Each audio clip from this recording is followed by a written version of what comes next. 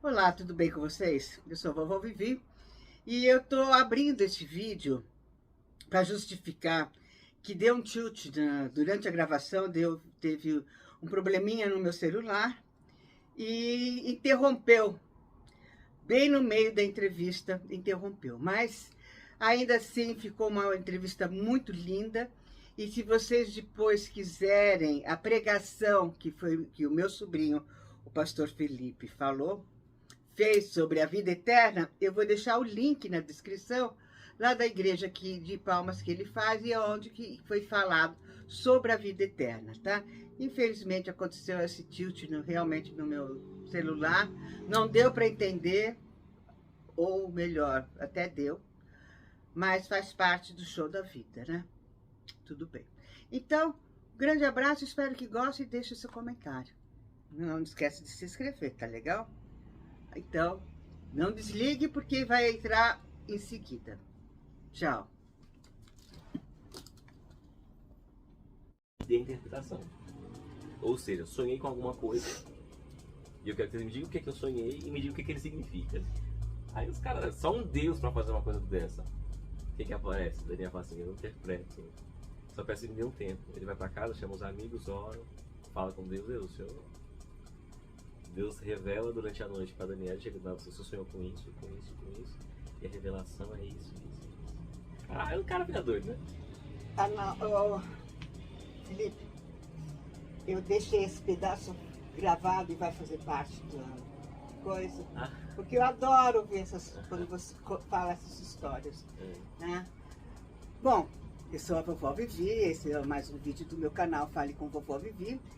Eu tô aqui com o meu sobrinho querido, pastor, eu não chamo ele de pastor, mas ele é o pastor Felipe.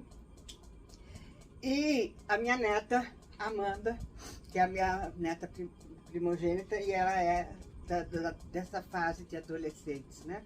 20 e poucos anos. E foi muito bonito, no velório do meu sobrinho, irmão do Felipe, ele fez uma pregação sobre a vida eterna, né? Que, apesar de eu já ter ouvido falar, já ter estudado um pouco com uma outra linguagem sobre isso, foi tão marcante para mim que ficou assim, a sensação ficou marcada ali, sabe? É como se tivesse com ferro feito a marca no meu coração, sabe? Mas assim, a compreensão dessa marca, ela não está ainda 100%. Aí eu pedi pro Felipe se ele poderia vir fazer um vídeo para falar sobre, conversarmos sobre a vida eterna. Então, pastor Felipe, meu sobrinho Felipe, e a Amanda vai estar realmente à vontade de fazer a pergunta que quiser, para batermos esse papo sobre a vida eterna. Então, a palavra é toda sua. Bem, né? É uma alegria poder falar sobre isso, né? Porque a eternidade, ela não está separada de nós, né? Algumas pessoas têm uma ideia um pouco contrária da realidade da eternidade, que a eternidade será acessada quando morrermos. Mas a eternidade, esse tempo que conhecemos, né, é o Cronos, né? E é o tempo cronológico do relógio, que ele sim tem um início e ele terá um fim. A eternidade, o contrário disso, ela iniciou-se, né? Não há um tempo onde ela se inicia, mas a eternidade ela procede do próprio Deus. E ela não parou, a eternidade continua acontecendo, e quando se encerrar esse nosso tempo cronológico, porque haverá um fim de todas as coisas, a eternidade continuará a existir, né? Por isso que o Senhor, ele se diz: eu sou o Alfa e o Ômega, eu sou o primeiro e o último, porque tudo começa em Deus e tudo termina em Deus. Essa linguagem, quando você fala o Senhor, É Senhor Deus? Deus. Ou Senhor Cristo? Deus. Não é necessário se fazer uma separação dessas duas imagens, dessas duas figuras, porque eles não trabalham isoladamente, né? Apesar de alguns atributos, a gente consegue diferenciar Deus na sua arquitetura, o mentor de todo o universo. A gente vê Jesus, que a palavra de Deus o chama de o Verbo encarnado, né? É a voz de Deus. E o Espírito Santo, que é como se fosse o progenitor, é aquele que executa todas as coisas, né? É o Consolador também, mas ele é chamado de Senhor porque ele exerce o senhorio sobre o seu povo, né? Mas Deus e Jesus a gente separa mais quando é a obra de Cristo na terra, aquilo que ele faz na terra. A gente vai falar Jesus, né? Jesus falou, Jesus ensinou, mas no começo Jesus estava, o Espírito Santo e o Pai estavam no começo e também estarão no final, e em toda a existência eles permanecem, né? Por isso, por ele, para ele, né? E por meio dele são todas as coisas, né? Então, quando a gente fala de eternidade, e para a gente entender hoje todo o contexto daquilo que acontece hoje, a gente sempre precisa olhar para o início, de como começa, né? Quando Deus, então, ele faz uma reunião consigo mesmo, né? A Bíblia diz assim, que o Senhor diz no capítulo 1, façamos o homem conforme a nossa imagem e a nossa semelhança. Né? Ele fala a nossa ou a minha imagem? A nossa. A nossa. Ele fala mesmo na primeira pessoa do plural, nós. Então ele fala assim, façamos. Então vamos fazer. Vamos fazer.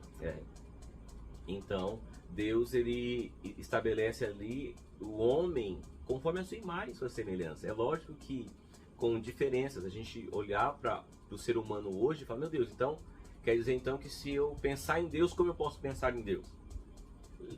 Pensar como nós. Eu posso pensar num Deus como ele mesmo diz, Deus com olhos, cabelos, mãos e tudo mais. Mas a gente sabe que muitos atributos não somos iguais a Deus, como a sua onisciência, onipresença, onipotência. O homem não tem isso, né? Deus conhece o futuro, ele conhece o passado, ele sonda mentes e corações, e a gente não tem essa capacidade. Então, aonde somos parecidos com Deus? Aonde somos semelhantes a Deus? Né? Quando Deus cria Adão, Adão era semelhante a Deus na sua santidade. Adão, ele tinha... existem algumas linhas teológicas, né? O calvinista, ele acredita que o homem não possui o livre-arbítrio. Quem possuía livre-arbítrio era somente Adão. Por quê? Se a gente for imaginar nós dois aqui, nós três, fôssemos fazer um pacto. A partir de hoje, não vamos errar mais. Vamos viver uma vida sem erro. Não seríamos capazes de cumprir esse pacto, porque a gente vai errar. Uma hora a gente vai errar. Então, para o calvinista, isso não é livre-arbítrio. Livre-arbítrio é você falar assim, eu não errarei e não errarei mais. O calvinista, ele chama isso de livre gerência. O que é isso? Eu posso até tentar. Eu posso até tomar várias opções, mas isso não quer dizer que realmente as cumprirei, porque somos falhos. Nós não vamos acertar todas as coisas, né? Então, mas uma das características, dos atributos que Deus estabelece ali, tanto para Adão e para toda a humanidade, é a eternidade. Deus é eterno e ele estabelece a eternidade no coração do homem. E Provérbios, Salomão diz, no Provérbios capítulo 3, Eclesiastes 3, ele diz que Deus colocou a eternidade no coração do homem. Por isso que a gente vê tantas, né, as religiões, elas tentam explicar essa eternidade, né? Algumas religiões, né, dizem que viveremos outras vidas, teremos outras oportunidades, né?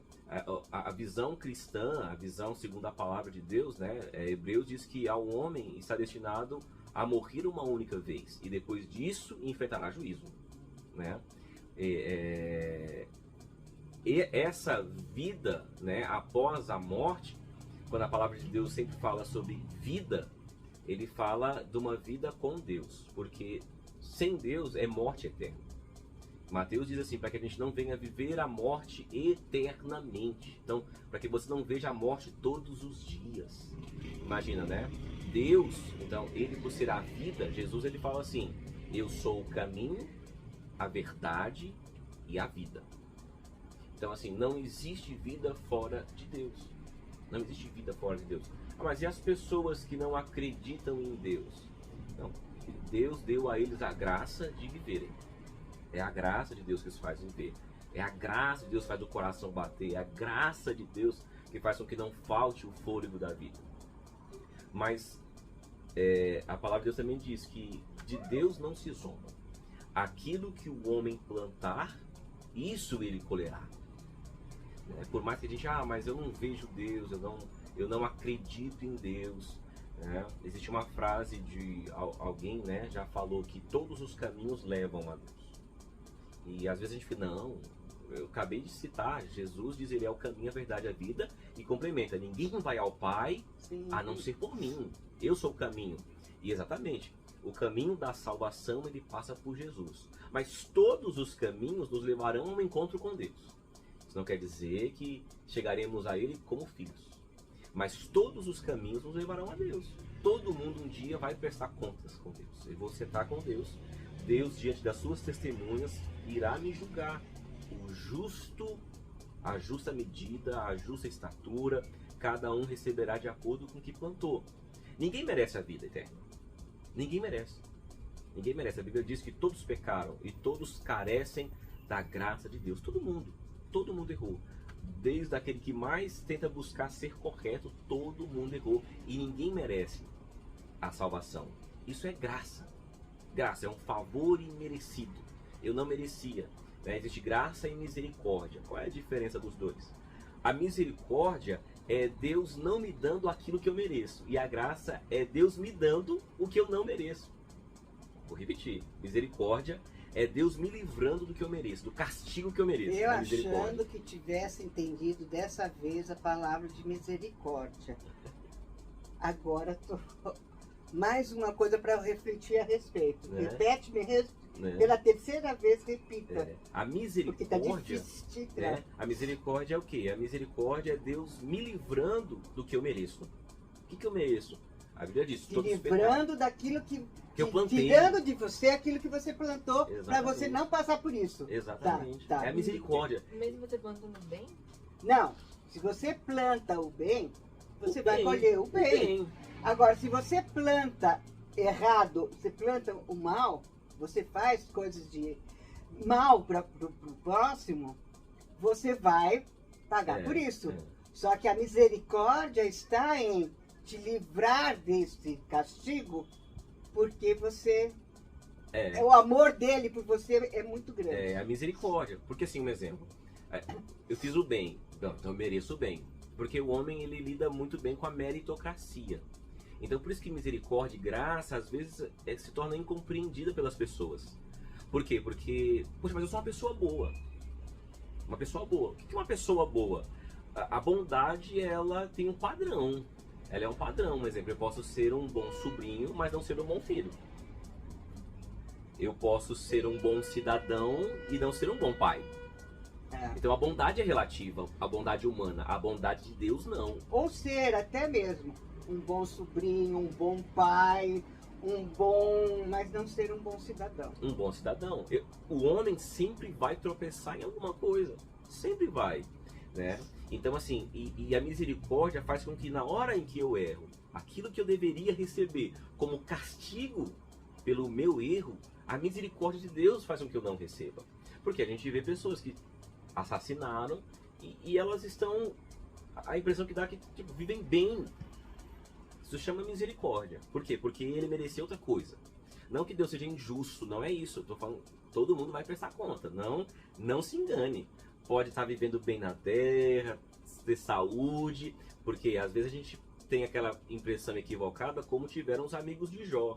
Jó estava vivendo mal, né? E eles falam assim, cara, examine sua vida, alguma coisa você errou. Mas no capítulo 1 de Jó, diz assim, Jó era homem justo, reto, temente a Deus, que sacrificava por ele e pelos seus filhos todos os dias. Inclusive, o próprio Satanás vai ao céu e Deus fala assim, de onde você está vindo? Ele fala assim, de rodear a terra. Deus pergunta, você tem observado o meu servo Jó? Você viu que ele é um cara diferenciado. Satanás fala assim, com certeza, o Senhor colocou uma cerca viva ao seu redor, mas deixa eu tocar na vida dele para ver se ele não blasfema contra o Senhor. Deus fala assim, então faça conforme você falou. Satanás vem, mata os filhos, tira a saúde dele. Então quem faz isso é o Satanás. Satanás faz porque isso. Por permissão de Deus. Deus o permite, só porque Deus o permite fazer. Entendi. Deus o permite fazer. Satanás acaba com tudo. Seus filhos, Sim. seu gado, Deixa ele na lona com a esposa ainda ali, né? E os amigos olham pra ele e dizem assim, você pecou. Porque ninguém pode estar passando por tão grande tribulação se não houver um pecado. É um equívoco da nossa parte. Pensar que o sofrimento é por pecado. Por quê? Jesus, quando os discípulos está com os discípulos ainda, Jesus ainda em terra, e aí eles encontram um cego e eles perguntam, Senhor, quem foi que pecou? Foi ele ou foi seus pais? Porque eles ainda tinham essa ideia, que o pecado é que gerou, por isso que ele é cego porque alguém pecou, ou ele ou os pais. Por quê? Porque existe uma maldição também chamada maldição hereditária. Né? Deus fala assim, aqueles que me honram, eu abençoarei até a 1000ª geração. Mas aqueles que me desprezam, a 3ª e 4ª geração serão amaldiçoados. Né? Então, havia essa ideia de que, não, então alguém errou, ele ou os pais. Deus fala assim, nenhum deles errou, mas ele está assim para que nele se manifeste a glória de Deus. Né? Por que a glória de Deus? Porque Jesus foi ali, curou ele e o nome de Deus foi glorificado. Por outra hora também, alguém que é capaz de glorificar a Deus até mesmo na dificuldade. Sou assim, e como é que eu manifesto a glória de Deus? Na minha incapacidade, na minha dificuldade, eu consigo olhar para o céu e agradecer a Deus. Cara, que fé é essa? Como aconteceu com Jó. Diante de toda essa estrutura, tudo aconteceu, ele fala assim, eu sei que o meu Redentor vive, e por fim, ele se levantará em meu favor. O que é isso? Eu creio em Deus. Ainda que eu venha morrer, padecer desse mal, eu sei que no final eu o verei. Eu o verei, ele se levantará, ele é o meu justo juiz. Ele dará a recompensa da minha vida, que eu sei que eu vivi. Né? Então, voltando, então, a misericórdia, então, me livra do mal que eu cometo. E a graça me dá acesso àquilo que eu nunca plantei, aquilo que eu nunca fiz. Porque a graça não pode ser acessada por obra humana. Eu não mereço. Porque a partir do momento que eu mereço, não é mais graça. A graça, você pode dizer que é o milagre? Sim, sim. É uma coisa que eu não mereço. Eu não fiz, não é voluntário meu. O milagre, ele ainda pode ser provocado de alguma maneira. O milagre. Por uma oração, por uma atitude de fé. E acontecer um milagre. Mas a graça não vem também? É como se fosse um pacote, né? É. Assim, porque tem muita coisa que a gente recebe de Deus, que está na graça, um milagre que às vezes a gente nunca pediu e nem sabia que precisava. Exato. Né? Tipo assim, milagre tem a ver com graça, mas graça não é milagre. Né? A misericórdia, você acredita Fala mais alto. que a misericórdia ela venha de um arrependimento? Desde que seja de coração? Sim. E é por isso que sim. tem a misericórdia? Sim, também. Mas ela não é condicionada somente a isso, né? Um exemplo assim, só recebe misericórdia quem se arrepende, né? Também não é só isso, mas lógico que no momento do arrependimento, a primeira coisa que vem é a misericórdia de Deus, perdão de Deus, perdão, né? E essa graça, né? Porque assim, é um pacote que Deus dá, misericórdia e graça. O que é a graça? O ápice da graça é João 3,16, porque Deus amou o mundo de uma tal maneira que deu seu Filho unigênito. E quando a gente pensa em amor, o fato de Deus, da palavra de Deus narrar o amor de Deus e falar que Deus nos ama, já seria suficiente para a gente viver bem. Deus ama você. Uau! Uau! Seria muito bom. Mas ele entrega Jesus. Por quê? Porque o amor, ele não é um sentimento. Porque se o amor fosse um sentimento, vamos pegar aqui um exemplo de uma pessoa casada. Um namorado, que seja. Eu a amo. Se isso não for preenchido ou recheado com algo mais, não é suficiente. Um casamento não se sustenta por uma afirmação de amor, uma declaração de amor, não é? Um exemplo, você fala, né, eu tenho minha esposa, eu falo, Vanessa, eu te amo. Ou, ora ela vai me cobrar, Felipe, você me ama? Sim, eu a amo. Nunca será suficiente. Ela vai falar o quê? Não basta. Ela vai falar assim, se você me ama, Prove. por que é que você não faz isso? você vai ver sempre o amor, ele só é revelado literalmente com uma atitude. Sim. O ápice do amor é uma atitude. É como a gente demonstra, né? Exatamente. Tem como demonstrar, você pode até falar, mas tá. E a... Então o amor, ele pode até nascer com um sentimento. Um sentimento. Mas o ápice do amor é um serviço prestado a alguém. O serviço de Deus, o seu amor, não foi apenas uma palavra. O amor de Deus foi revelado quando ele entrega Jesus. Como eu falei lá no cemitério, no enterro, né? Quantos justos seriam necessários para a senhora entregar o Jorge, o Nato, a Amanda? Quantos justos seriam suficientes, né? 1 milhão? 1 bilhão de justos. Vou colocar na balança, tá bom, agora 1 bilhão de justos eu entrego a minha neta primogênita para morrer em favor de vocês, para que vocês não morram.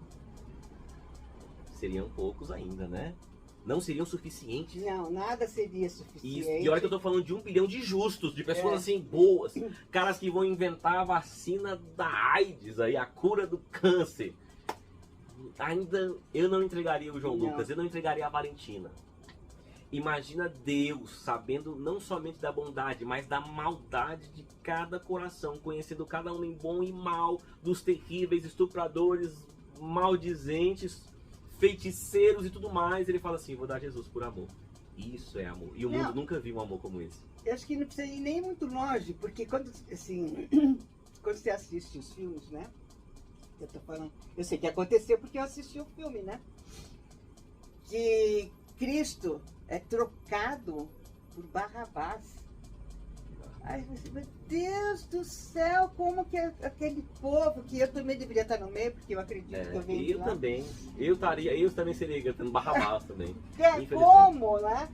Poderíamos estar, ou como naquela época eles gritavam por Barrabás, e aí você vê que até hoje as coisas ainda acontecem. Mas enfim, isso é outro assunto. O mundo ainda continua gritando por Barrabás, né? Sim, o mundo ainda clama por Barrabás. Toda vez que a gente troca Jesus e tira ele do lugar de direito dele, porque a Bíblia diz que ele adquiriu um lugar acima de todo homem. Seu nome está acima de todo nome. Diante dele toda língua confessa e todo joelho se dobra diante dele, né? Então assim, ele está à destra do Deus Pai, né? O lugar máximo de honra. Mas não é uma verdade da minha casa, não é uma verdade dentro dos meus estudos, não é uma verdade na minha vida cotidiana. Ele precisa tomar esse lugar, né? Então, quando a gente fala de eternidade, essa eternidade ela continua acontecendo no céu, né? A Bíblia em Efésios diz assim que toda sorte de bênçãos já nos foi dada nas regiões celestiais, onde o trono de Deus é inabalável, a vontade de Deus não mudou, Deus não mudou. Algumas pessoas pensam num Deus que era mais bravo no Antigo Testamento e parece que Deus se converteu no Novo Testamento, que não é uma verdade, né? Toda a palavra já refletia Jesus. É como se Deus, no Antigo Testamento, fosse o vingador. E no Novo Testamento ele é o amor. Não é uma verdade, não é uma verdade. Isso só é uma verdade para aquele que olha a Bíblia à distância, como apenas um livro, né? Mas ali é a palavra de Deus, né? A palavra de Deus, a Bíblia diz que ela é viva e eficaz e mais penetrante do que uma espada de 2 gumes. Ela penetra até a divisão da alma e do espírito, separa juntas e medulas e é apta para discernir os pensamentos e as intenções do coração. É poderosa a palavra de Deus, né? Eu queria saber sua opinião, você falou uma parte bem legal agora, que a palavra de Deus ela penetra tanto nos nossos pensamentos, né? E tem alguns livros de psicologias que remetem Deus aos nossos pensamentos. E aí eu vou ligar agora para várias informações com conhecimentos que eu já li sobre. Livros de psicologia que falam sobre isso, que a gente encontra Deus dentro da gente mesmo, nos nossos corações e na nossa mente. E eu vou remeter ao que você falou no começo da entrevista sobre quando Deus criou o homem, faça nós semelhantes, e aí eu acredito muito que tipo, semelhante atrai semelhante, e aí já pode puxar um pouco da lei da atração, né? Se você planta, você colhe o que você planta, então tudo aquilo que você pensa, você também atrai para si, você também vai atrair pessoas semelhantes ao que você planta Entendi. pra sua vida. Tem livros de psicologia que falam isso, e aí eu queria saber a sua opinião.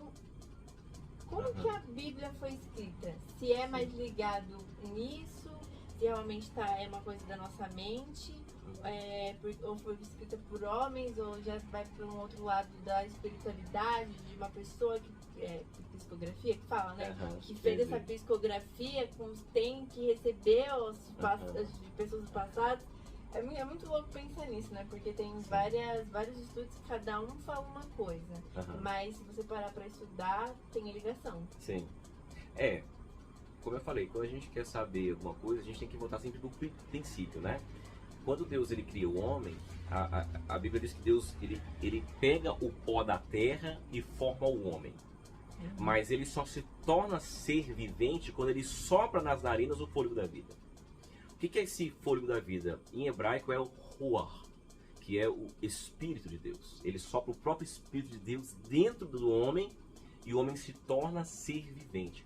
O que é esse interno do homem? O que é essa que torna ser vivente? É aquilo que chamamos de alma, é aquilo que chamamos de espírito. A Bíblia diz que Deus é espírito e importa que aqueles que o adorem em espírito e em verdade. Então, o que me conecta a Deus não é a minha carnalidade, não é o meu pensamento. O que me conecta com Deus verdadeiramente é o Espírito que me conecta com Deus. E é lógico que Deus ele vai se manifestar através da minha mente, através do meu corpo também. Então, assim, essa afirmação de que eu encontro Deus dentro de mim, ela é uma verdade, mas isso só é uma verdade a partir do momento que a fé ativa essa espiritualidade em mim. Essa essência. Por quê? Porque é algo que já está em mim, mas em desuso. Em desuso. Então, a minha alma, ela pode tanto bloquear, como ela pode me ajudar a me conectar com Deus. Uma pessoa de uma mente extremamente bagunçada, ela tem muito mais dificuldade de encontrar Deus, né? Alguém que já tem uma mente mais sadia, o seu emocional já é mais sadio, ele com certeza será mais fácil, porque serão menos empecilhos, né? E eu preciso disso, eu preciso desse bem-estar, e Deus proporciona esse bem-estar emocional em mim para que eu possa tê-lo em mim da melhor forma possível, para que aproveite da melhor forma possível, né? Então, eu preciso sim, eu acredito, a ciência ela está aí única e exclusivamente para provar que Deus existe. Provar que Deus existe.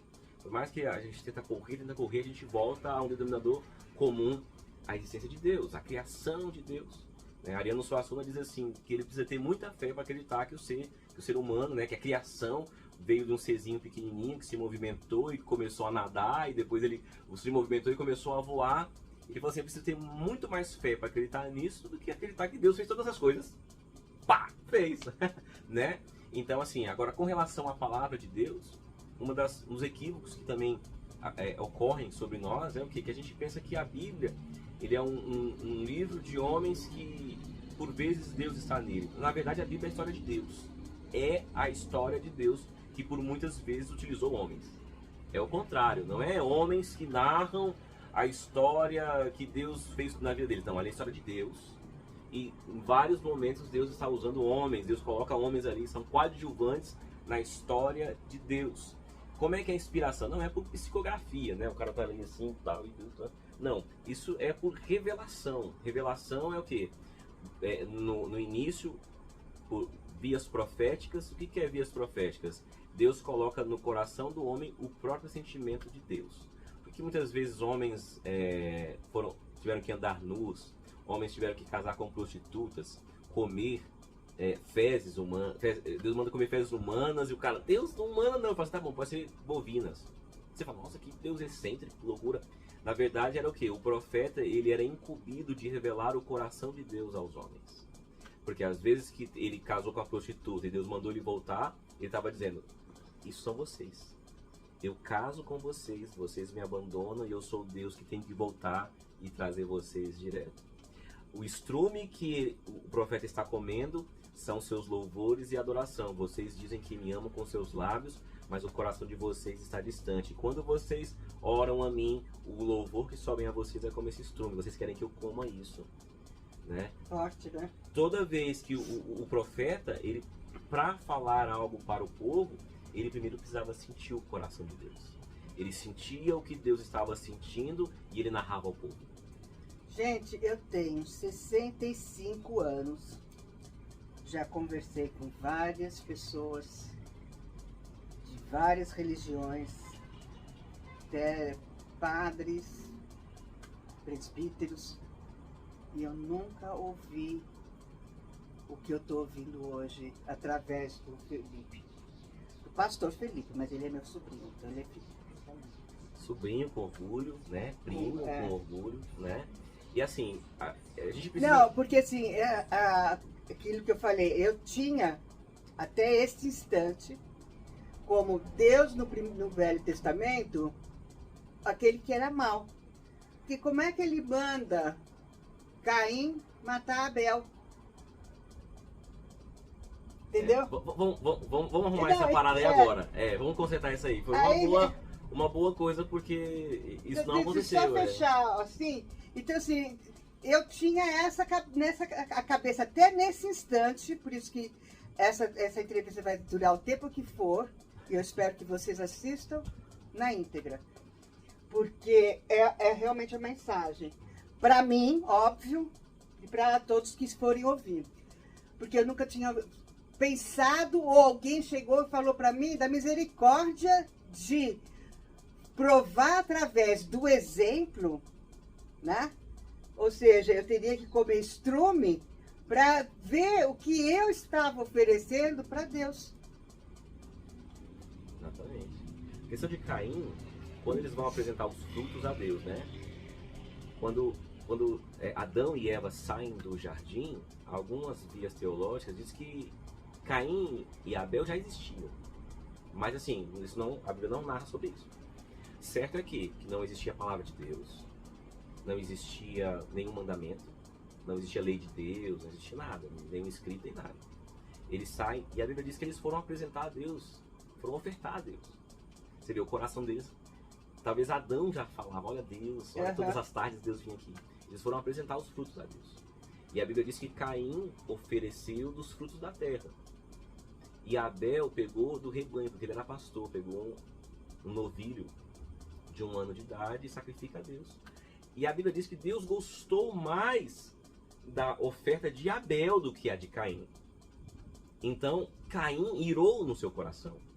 E Deus falou para Caim, olha Caim, o pecado está à porta. Cabe a você dominar sobre ele, senão ele dominará sobre você. E Caim vai e mata Abel. Inveja. Por inveja. Porque assim... Não foi porque Deus mandou. Pelo contrário, Deus falou assim, Caim, você ficou inflamado com seu irmão. Domine sobre isso, domine sobre esse desejo seu, porque senão ele vai dominar sobre você. E foi o que aconteceu. Ele deixou o mal. Tanto é que Deus nem o que Deus poderia fazer? Ah, então eu vou matar, porque, poxa, eu amei Abel, amei Caim, e Caim matou Abel. Deus tinha toda a autoridade, vou matar você, Caim. Ele não faz. Pelo contrário, ele fala assim, Caim, eu vou ter que separar você. Porque você vai estar nesse lugar. Você matou, você é um assassino. Você sempre será lembrado como um assassino nesse lugar. Eu vou te mandar para uma outra terra. Vá lá, cresça, multiplique longe daqui. Vou colocar um sinal em você para que ninguém mate você. Para que ninguém ouse matar você. Um sinal em você e você vai para outro lugar. Sempre o nosso desafio é pegar a Bíblia e não apenas ter conhecimento, mas sempre encontrar aqui o Deus Redentor. E se eu tiver esse Deus Redentor na minha mente, eu sempre vou encontrá-lo. Por quê? Porque o Novo Testamento que a gente fala que é mais light, na verdade, é só o quê? O Novo explica o Velho. Esse Novo, ele me dá uma lente. Que antes eu enxergava o Novo Testamento de um jeito, a partir do momento que eu tenho o Novo Testamento, ele me dá uma lente capaz de encontrar esse mesmo Deus maravilhoso no Novo Testamento também no Velho. Entende? Por quê? Porque desde o começo, Jesus, a Bíblia diz que Jesus se entregou ainda na eternidade. Antes da fundação do mundo, Cristo já havia morrido na cruz. Porque a morte de Cristo não ela literalmente acontece na cruz, mas o Senhor já tinha se entregue antes. O homem não é um acidente, o homem não é um acaso. O homem foi desejado por Jesus não teve que vir aqui fazer um remendo na história.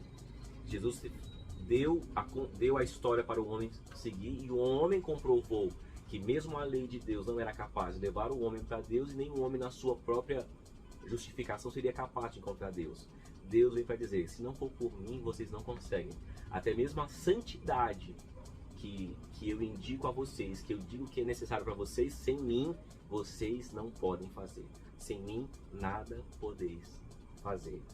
Então, quando a gente fala de eternidade, esse nome eternidade, ele tem que estar latente no nosso coração. Por quê? Porque um dia todos nós vamos encontrar com Deus.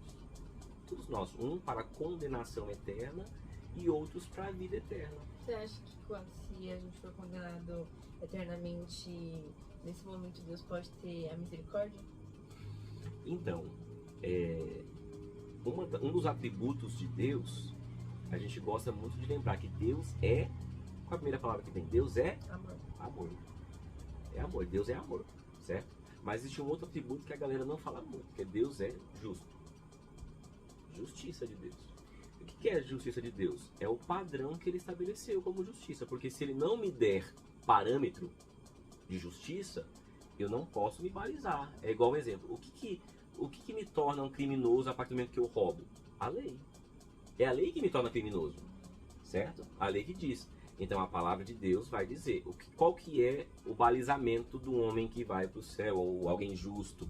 Primeiramente, João capítulo 1, ele diz assim, que mas todo quanto os conheceu, deu-lhes o dom, todos quanto o aceitou, todos quanto o aceitou, deu-lhes o dom de serem feitos filhos de Deus. O que me torna filho de Deus? Aceitar Jesus. Então o que eu sou antes disso? Criatura de Deus.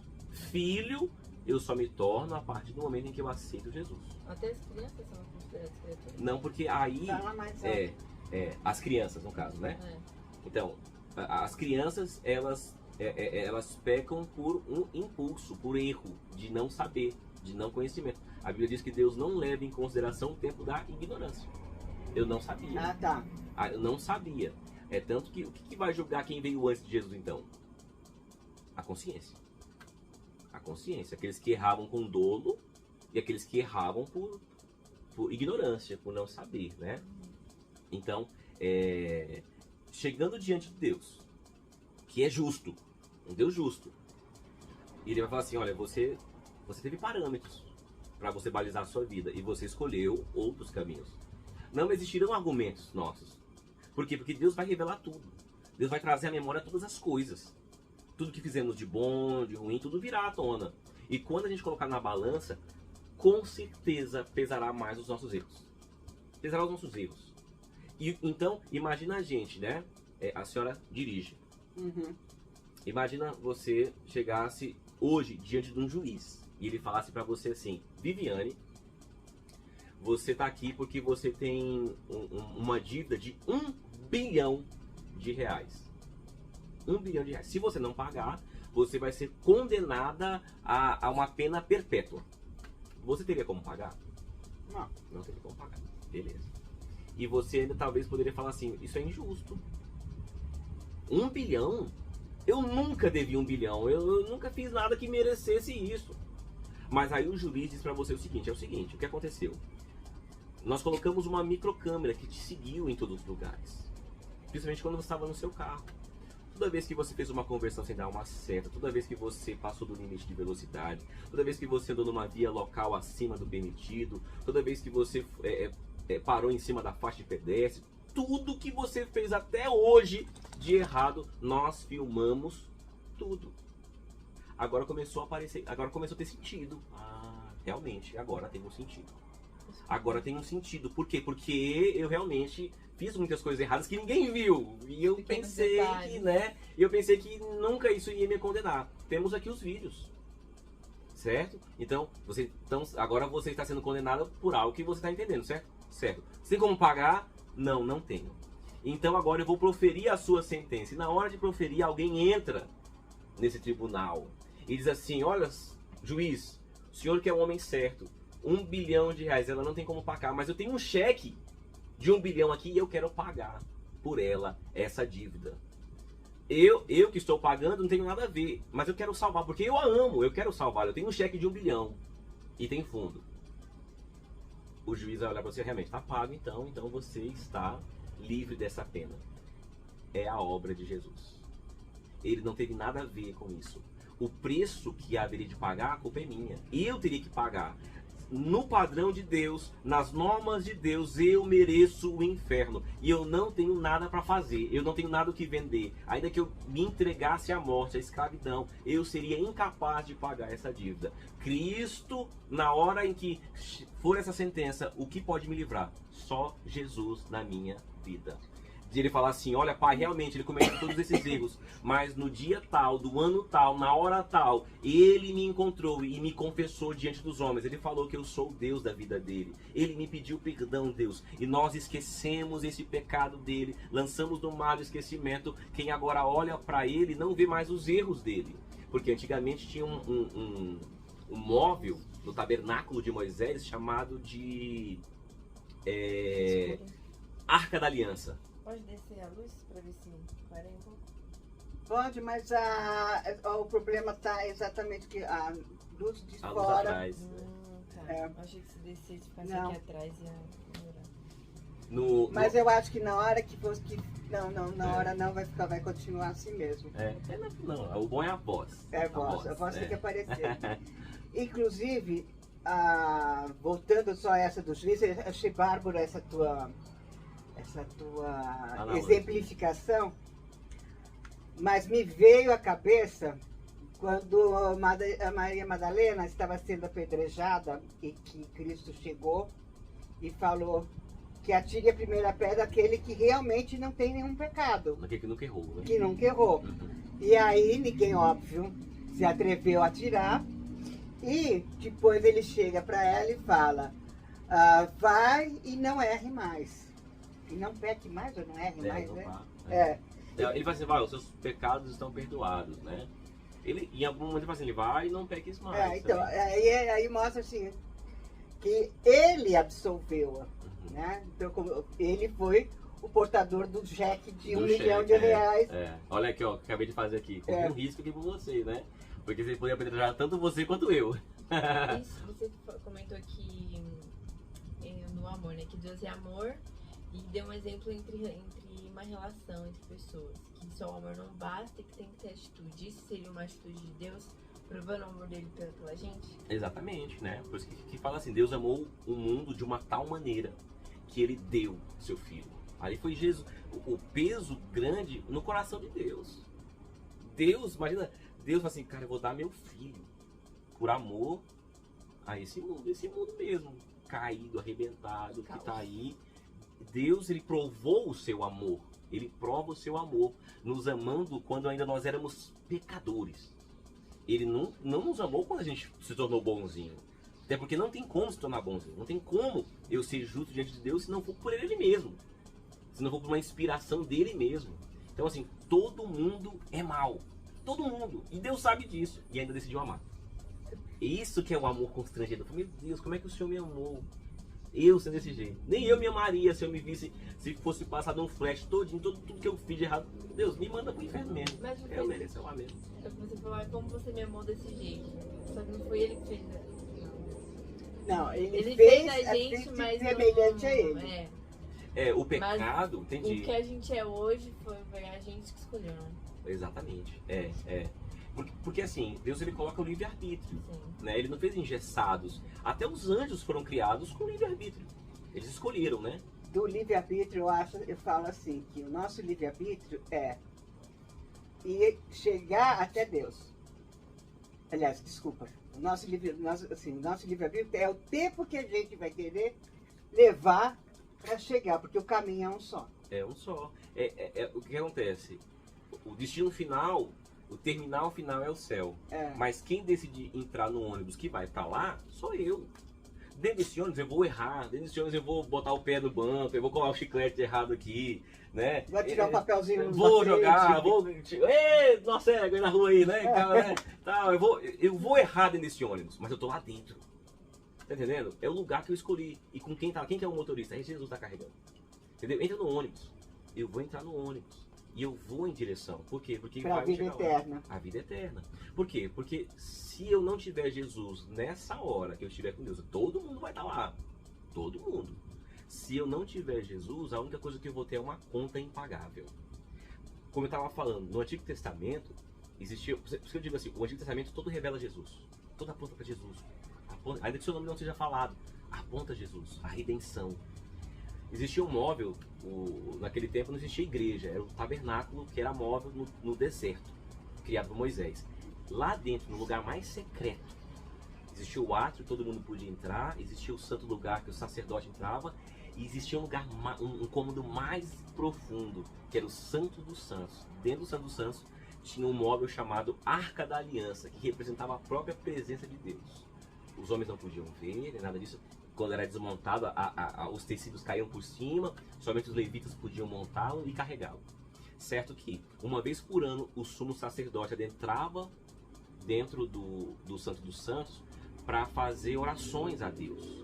Ele enchia o lugar de fumaça, e ele pegava o sangue do sacrifício e jogava mais ou menos onde estava esse móvel, e esse sangue caía por cima da tampa desse móvel. Essa tampa chamava de propiciatório.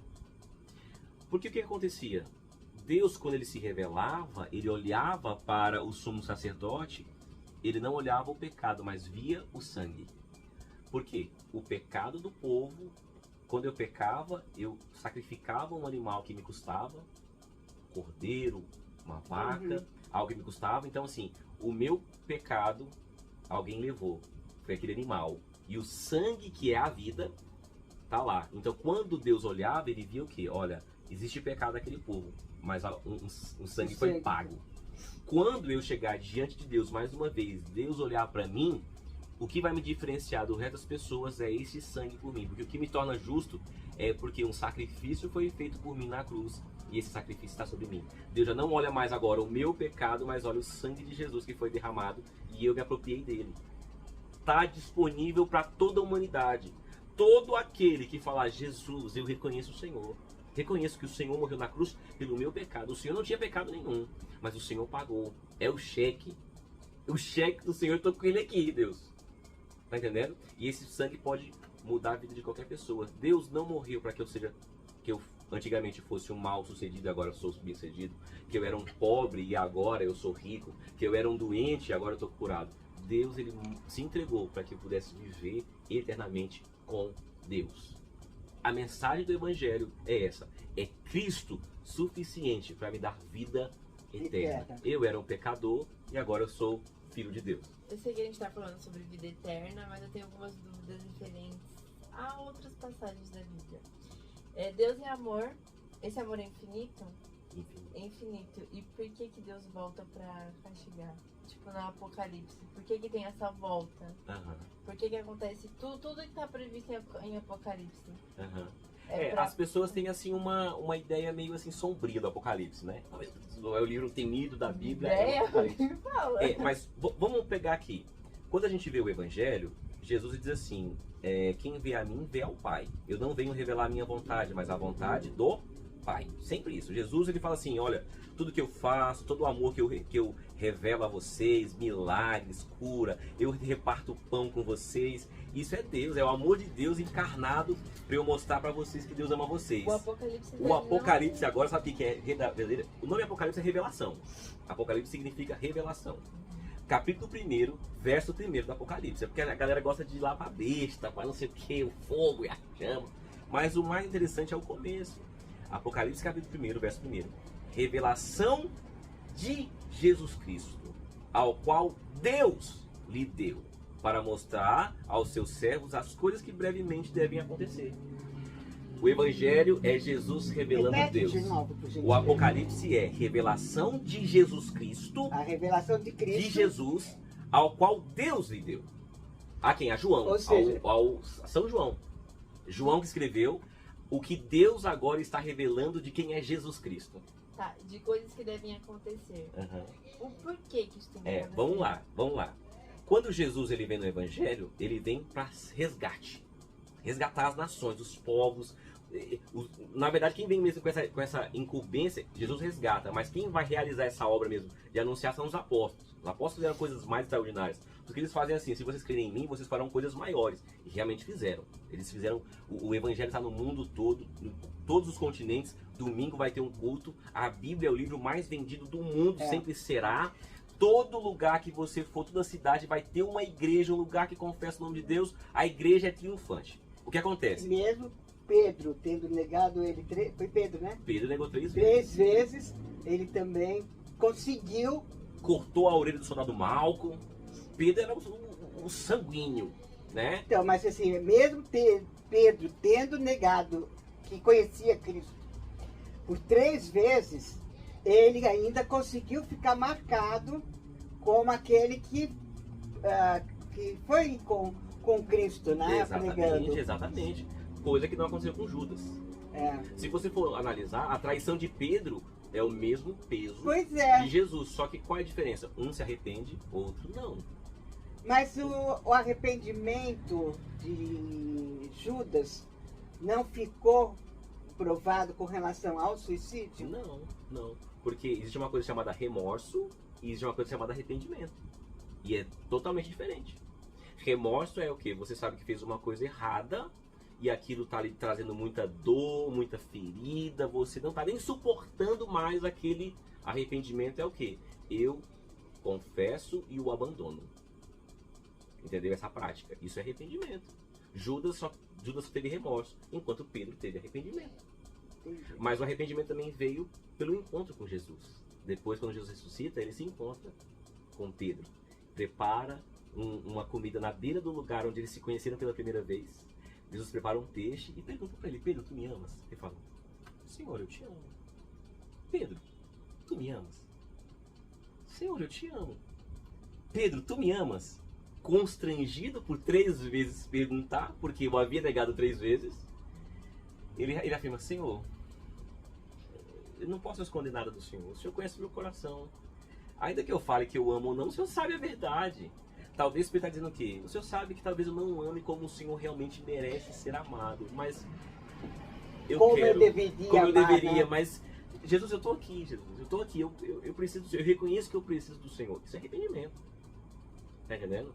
Voltando ao Apocalipse, o Apocalipse, ele, o que vai acontecer no final dos tempos, ele só deve ser visto como um espanto, ou com certo...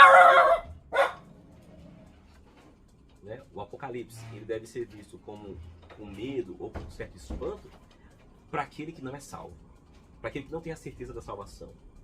Esses tem que ficar: meu Deus, será que tudo isso eu vou viver? Então, mas aí tá, aí eu tenho uma pergunta. Porque assim, eu sou uma pessoa que eu acredito, eu creio, eu tenho certeza, não tenho dúvidas de Cristo, eu não tenho dúvidas de Deus, eu tenho certezas. E hoje, depois da experiência que foi de perder o sobrinho, eu tenho certeza que Deus é misericordioso. Sim. Então, por tudo isso, eu tenho certeza, mas eu ainda me pergunto, agora eu lembrei, ninguém pode chegar para mim e falar: Viviane, você duvida de Deus. Não, eu não duvido, nem de Deus, nem de Cristo, eu tenho certezas. Agora, eu tenho dúvidas se eu sou boa o suficiente para recebê-los. Não é. Não é. Nenhum homem é bom. Efésios 3 diz assim: olha, a graça, a salvação que chega a vocês, ela é mediante a fé, que é um dom de Deus. Ela vem pela a graça que alcança, é fé, que é um dom de Deus. E ninguém a faz por merecer. Ninguém a faz por merecer. Eu não mereço, não sou bom, não tem como ser bom. Eu só consigo melhorar um pouco essa minha estética de vida olhando para Jesus. O caráter de Jesus precisa me moldar. E eu me torno uma pessoa melhor. Melhor, porque começa a me parecer com Jesus. Gente, olha, vou pedir desculpa 1 minuto para vocês, porque assim, é o horário que eu tô gravando esse vídeo, Óbvio, é um horário mais atribulado aqui em casa. Mamãe está sozinha lá no quarto. Agora minha irmã... O primeiro latido do Nabucco foi porque a minha irmã chegou. Então...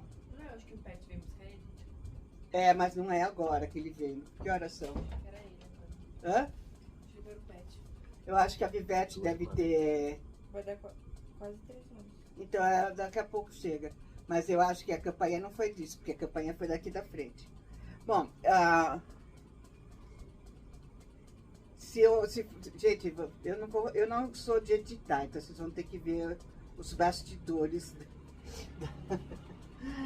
da entrevista. Mas ele chega, ele vem aqui, o Nabucco já reage. E a segunda vez foi que tocaram a campanha aqui, mas deve ter tocado errado. Pensando que aqui fosse para acender a luz de lá. Mas não tem problema, porque sempre é assim, né? Família, estamos em casa, né? Estamos em casa. O cotidiano, né? E quando a palavra de Deus está sendo manifestada, é a outra coisa que eu acredito, né? Que sempre vem os espíritos de porco para querer que ela seja interrompida, para querer que se pare de falar, porque conforme a gente vai falando de Deus, vai falando de Cristo, Ele estará aqui presente. Exatamente. Né? Então, isso incomoda, né? Mas voltaremos agora. Voltando ao Apocalipse aqui. Uma pergunta. Coisas que brevemente devem acontecer. Essas coisas devem acontecer por conta das pessoas que desacreditam de Deus? Todo o mal que existe no mundo, ele é produzido por Satanás e por ações humanas, né? O mal que existe no mundo, Deus ele não tenta ninguém, nem pode ser tentado, né? Então assim, quem deve temer o que vai acontecer é quem não tem certeza de salvação. E outra, como a Bíblia diz aqui, isso aqui é a revelação de Jesus. O que significa a revelação de Jesus? Tudo aquilo que vai acontecer aqui é Jesus fazendo. Agora não mais revelando Deus. Aquele Jesus do Novo Testamento não é o Jesus do Apocalipse. Não, porque ali a missão de Jesus como homem era revelar Deus, trazer o homem para Deus. O Apocalipse é a justiça de Deus operando agora. É a justiça, é Deus retribuindo conforme cada um, né? Conforme a justiça, porque assim, Deus ele não milita com ele mesmo, ele não luta contra ele mesmo. Deus, a misericórdia de Deus não está ali batendo com a sua justiça, não, elas são equivalentes e equiparadas. Sua misericórdia, seu amor e justiça, bondade, benignidade, temperança, elas não militam contra a outra. Então, na mesma quantidade que Deus é amor, se você imagina que Deus Deus é muito amor, não diminua a justiça. Se nós estamos amando e adorando a um Deus que ele é amor e não é justo, estamos adorando qualquer outra coisa que não Deus. E existe sim a idolatria de Deus que não é Deus. Assim como existem os idólatras de Jesus também, que são aqueles que adoram a Jesus para ganhar alguma coisa. São idólatras de Jesus, eles estão adorando um Jesus que não existe. Porque idolatria é todo lugar que eu coloco, que eu deveria colocar Deus e coloco qualquer outra coisa, seja a minha vida, minha família, meu trabalho, coloquei no lugar de Deus, né? Então o Apocalipse é revelando aquilo que há de acontecer, mas mais do que isso, revelando a volta do Senhor, né? E que nós precisamos estar preparados para essa volta. Porque ele pode voltar para mim no final, quando tudo se encerrar e eu estar vivo até lá, como eu posso morrer agora, daqui 10 minutos, eu já vou me encontrar com ele. Não que eu vou me encontrar nesse momento, nessa hora, mas para mim que morri, quando eu, no piscar de olho, quando eu abrir, já vai ter encerrado um ciclo terrestre, terreno, humano, temporal, vai ter encerrado. Então para mim vai ser como um abrir e fechar de olhos, né? Um fechar e abrir de olhos, eu estarei com ele. Então assim, o que eu preciso? Estar preparado. Eu preciso temer então o Apocalipse? Não, você precisa temer ir para o inferno. Porque de tudo aquilo que está acontecendo aqui, não é nem os pés do que é o inferno. A gente tem que ficar vivendo com medo? Não, com temor. Medo e temor são coisas separadas. O inferno já não seria aqui? Não, de maneira nenhuma. De maneira nenhuma. Por quê? Porque o que é o inferno? O inferno nada mais é do que a ausência plena de Deus. Entende? O que é a ausência Você plena de não Deus? acha que Se isso o mundo... acontece hoje em dia? Não, de maneira nenhuma. De maneira nenhuma. Nessa geração, você acha que não? Não, não. Pelas influências, pelas más influências? Não, não. Um exemplo, sua avó olha pra você não consegue falar que ama ela? Consegue olhar pra assim, minha neta, eu a amo. Eu te amo. Eu te amo. Só conseguimos fazer isso porque ainda há Deus. No inferno será impossível que isso aconteça. O inferno só é inferno porque Deus não está lá. E o céu só é céu não é porque ruas de ouro e querubins tocando harpa, que não é esse céu fantasioso que inventaram, não é isso. O céu só é céu porque Deus está lá. É a plenitude de Deus. O mundo sim está assim por uma ausência de Deus dentro da sua casa.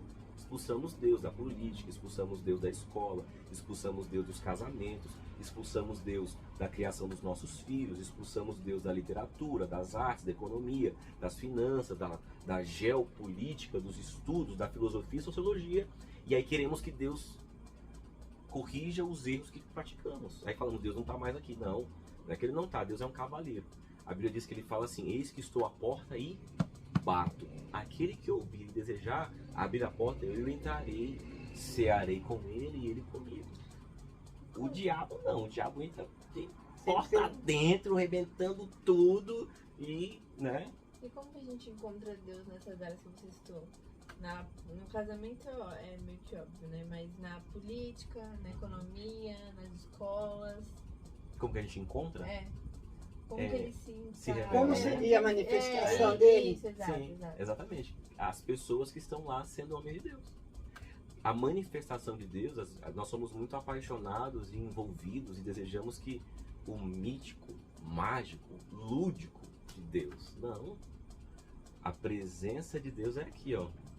Então, É eu lhe abraçar, é eu amar. É Deus. É Deus. É a minha influência, é a paz que eu carrego. Porque não é o que eu tenho, é o que eu carrego. Não é quem eu sou, perdão. Não é o que eu sou, é quem eu carrego. Se eu ando com Jesus, se ele está comigo, imagina, eu amo Jesus. Ele é a presença mais importante da minha vida. É como você andar com o seu marido, o seu namorado, de mão dadas. E todo lugar que você vai, encontrou alguém que você conhece, o que você faz? Esse é o meu marido, minha esposa, fulana de tal. Então, nem sempre a gente vai falar, ó, esse é Jesus, mas as pessoas irão experimentar Jesus através de mim. Elas experimentarão. Cara, você tem uma coisa diferente. Você me transmite uma paz, você tem uma serenidade, uma sabedoria, você tem algo que eu não sei o que é. Aí sim, é Jesus na minha vida. Então, não sei se seria uma comparação certa. Na política, então, seria a ausência da mentira. Também, né? Os homens que estando lá praticarem a verdade. Sim. Praticarem a verdade, a justiça, a moralidade, né? Ali Deus estará presente. A Bíblia diz assim, onde 2 ou 3 estiverem em meu nome, ali eu estarei presente. Pronto, eu já disse. Aonde ele está? Aonde 2 ou 3 estiverem em seu nome. Jesus, estamos aqui no nome do Senhor. Entende? A gente tem que entender que a vida do homem de Deus, de uma mulher de Deus, a igreja, toda religião, ela é um remendo para que o homem tente de alguma forma natural e pessoal se conectar com Deus, o que é impossível. A religião, infelizmente, tenta fazer isso. Mas todo lugar que um homem de Deus estiver, ele é um missionário. Todo lugar. Ele é alguém incumbido de uma missão. De quê? Revelar Deus. Que eu me diminua, que eu praticamente suma. Nossa, você falou tão pouco de você, contanto que eu tenha falado de Deus. Tá valendo, é a minha vida. Eu nasci para isso, é a minha missão. Eu não preciso me expor, não preciso falar de mim, não preciso dizer que Deus me curou, fez aquilo e tal. Isso tudo pode ser um testemunho, mas sempre engrandecendo a Ele. É a minha missão, né? Como homem de Deus. Então onde eu tô, Ele tá. Às vezes eu tenho mais facilidade de falar, outros tem tanto, outros são calados, mas a sua presença é diferente. Aquela pessoa que naquele ambiente você fala, meu Deus, estava um turbilhão, a pessoa só chegou já, paz, né? A alegria está aqui no nosso meio, Deus está aqui no nosso meio, e ali Ele opera com curas, milagres, de maneiras extraordinárias também. Não estou dizendo que Deus não age de maneiras extraordinárias. Age sim, mas não é só isso.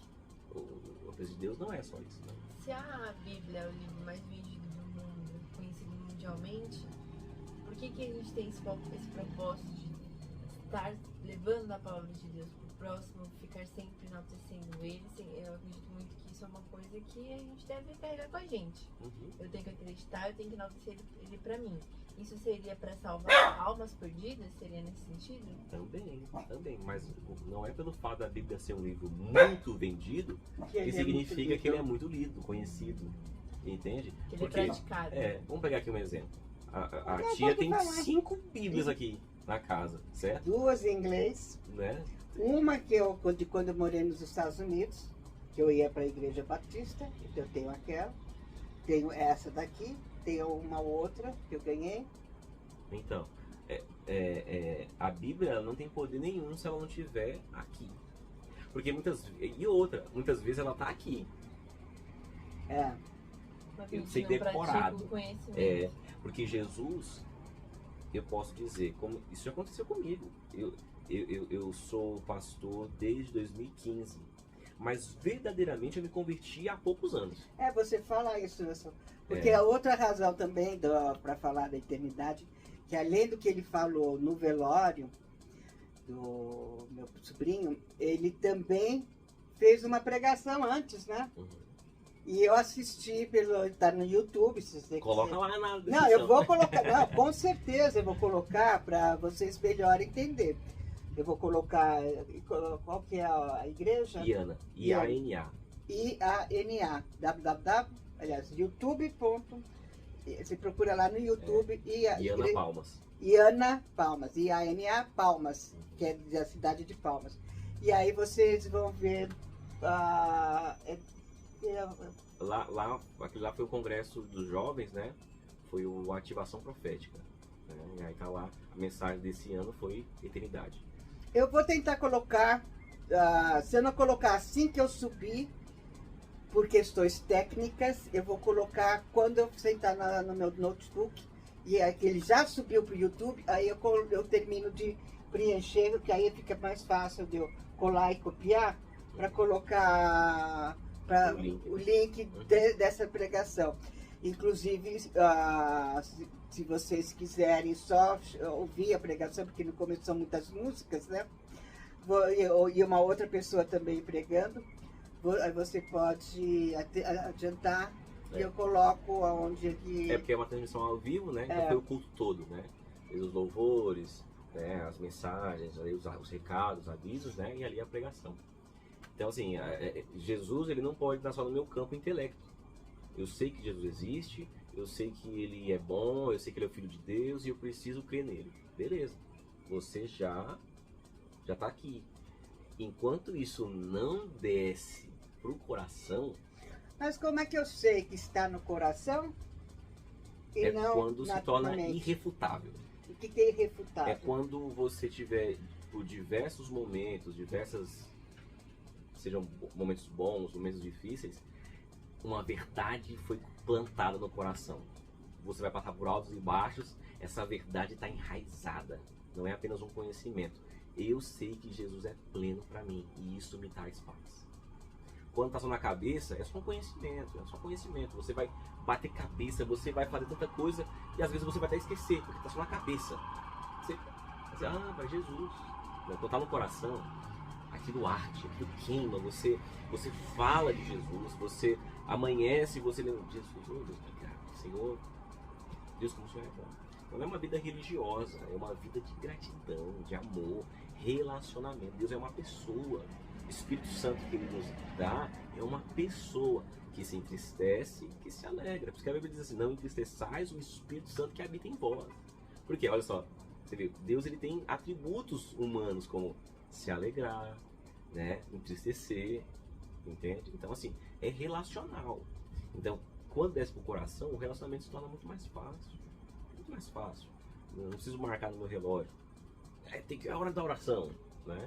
Ainda que eu acredite sim que é bom ter horário marcado para encontrar Deus. Horário marcado assim, para ser um cotidiano, uma rotina da vida, no melhor da palavra, rotina, né? Uma boa rotina. Então, eu preciso desse Jesus, é igual Paulo diz assim, porque o morrer para mim é Cristo, viver é lucro. O morrer é Cristo, entende? O viver é Cristo, o morrer é lucro, né? Ele sabia o que se eu morrer aqui, meu, eu sou promovido, eu volto para casa. A Bíblia diz que nós somos peregrinos e forasteiros em terra distante. Não somos deste lugar, não somos deste lugar. Nossa pátria é o céu.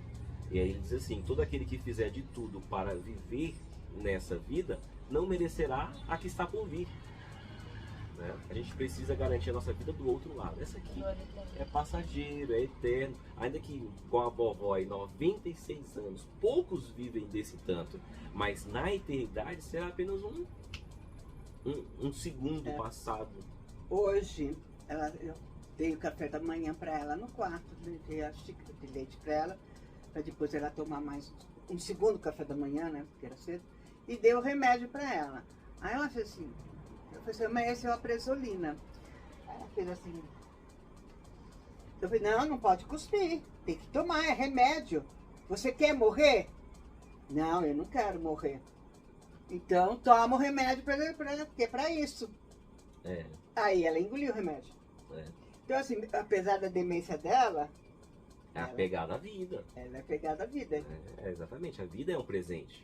A vida é um presente. Por mais que seja difícil, algumas pessoas dizem assim, a vida é uma penitência. Não é a vida, ela é uma bênção. A vida é bela, eu que a torno feia.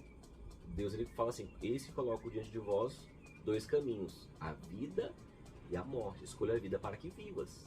Então a vida é um presente. A gente agora, o viver, né? Então, o viver não significa sobreviver, né? Ou promissor, como é? Ou para poder voltou. Começou de novo. Mas vai ficar cortado, né? Não vai ficar tudo. Não, isso tá aí, eu ponho a primeira parte, segunda parte, ou mas só tem mais 2 minutos.